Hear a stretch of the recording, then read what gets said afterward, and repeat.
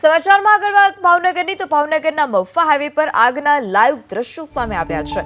Mahuva highway પર ગઈકાલે દોરડાના કારખાનામાં ભીષણ આગ લાગી હતી। પાલિકાના 4 ફાયર ફાઈટરે ભારે જહેમત બાદ આગ પર કાબુ મેળવ્યો હતો। શોર્ટ સર્કિટને કારણે આગ લાગ્યાનું પ્રાથમિક અનુમાન છે।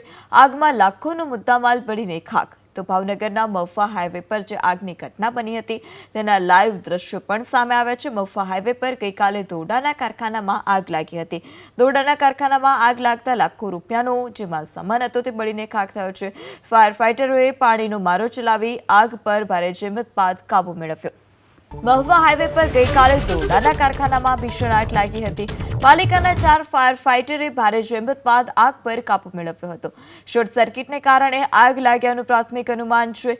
આગમાં લાખોનો મુદ્દામાલ બળીને ખાખ। તો ભાવનગરના મહુવા હાઈવે પર જે આગની ઘટના બની હતી તેના લાઈવ દ્રશ્યો પણ સામે આવ્યા છે। મહુવા હાઈવે પર ગઈકાલે દોરડાના કારખાનામાં આગ લાગી હતી। દોરડાના કારખાનામાં આગ લાગતા લાખો રૂપિયાનો જે માલ સામાન હતો તે બળીને ખાખ થયો છે। ફાયર ફાઈટરોએ પાણીનો મારો ચલાવી આગ પર ભારે જહેમત બાદ કાબુ મેળવ્યો।